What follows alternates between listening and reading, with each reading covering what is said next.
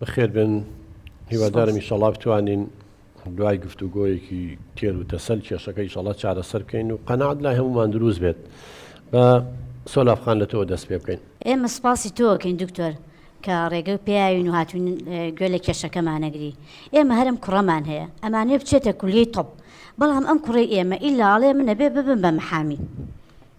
جا ئێمەش حەزەکەین عیادەیەکی خۆی هەبێت و ئێمەش بڵێنەوە عیادەی کوڕەکەمانە ئەبێ بە قسەمان بکە.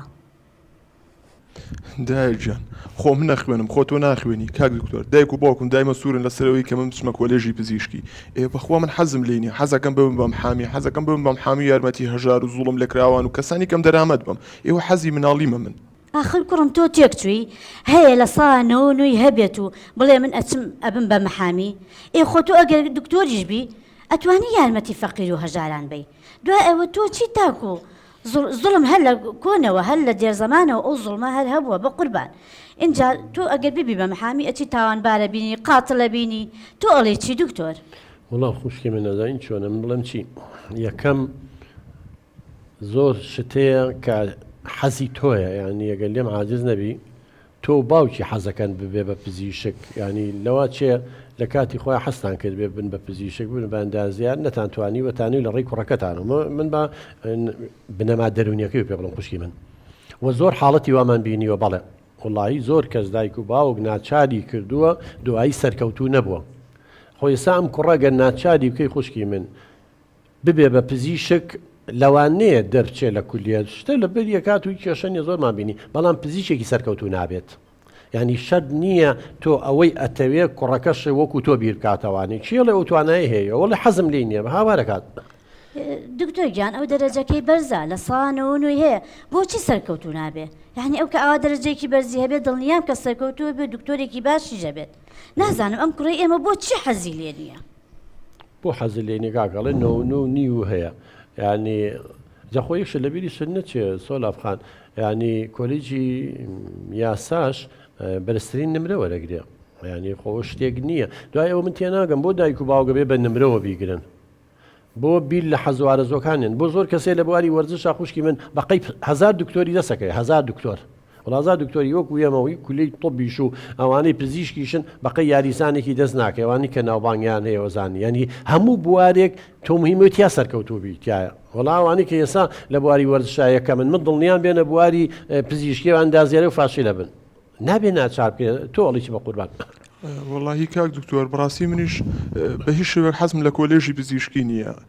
ئەمێ بم بە محامی بم بە محامی یارمەتی خەڵک بم، یعنی زۆربەی کە لە ماڵەوە سەرزەنشت مەکەن کە بێت و دەرەجەی زۆر بەرز بێنی کە بێت و بەردەوام بخوێنی بەردەوام بخوێنیتەوە بۆی بچیتە کۆلێژی پزیشکی پێم وەڵێن تۆ بە بۆنی برادەرەکانتەوە ناچیت.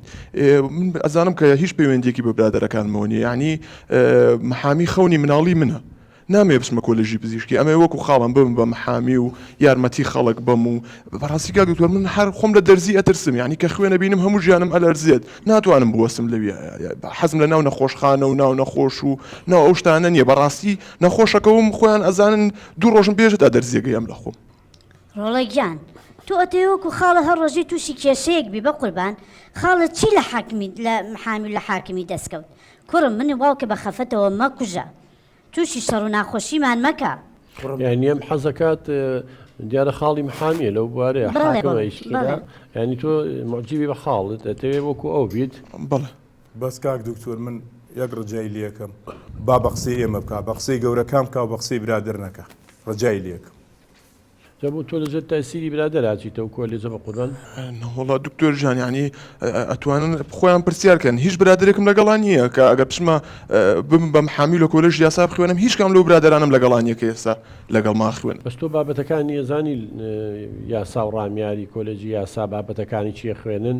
کاک دکتۆر من محامی هەر خەونێکی مناڵیم بۆ بەڕاستی ینی بەدەر لە دەرسەکانی کە ئێساشی خوێنم بەردەوام متابعەکەم و سێری ئەو شتاناکەم کە چۆنەوە هەڵسو کەوتیان چۆنە و چی ئەەکەن و چی ناکەن و ئیتر وردە وردە تەجروبە پێیاکەم و دڵنیام سەرکەوتووە بەو بوارەیە.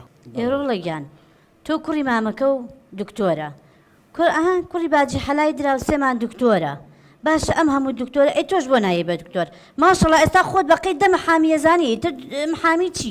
کوڕم دایکت ڕاستەکە واللهی ئیشی محەمماد دەمی سەریە شەیە آخر محامات لەکوێ دکتۆری لەکوێ تۆ تازە بە تازە ئەتەوێ ئێمە تووشی ناو سزن و تاوانبار و قاتل و نازانم چی بکەی کوڕی باوکم ئێمە تا تۆمان پێگەیان وەڵڵی خوێنمان بوو بە ئاو بۆ بە قسەمان ناکەی آخر نازانم ئیسفادەی چیە تۆ ئەبی بە محامی نازانم قەی ناکە ئەگەر تەماڵیش بێ ئەم هەموو ساڵی یەکەم بووە آخر بۆچی لەمە دواکە ئەگەر ببی بە دکتۆر سەرکەوتو نابیت ئەی ئەوانی کە ئەبن بە دکتۆر چیان لە تۆ زیاترە ڕۆڵە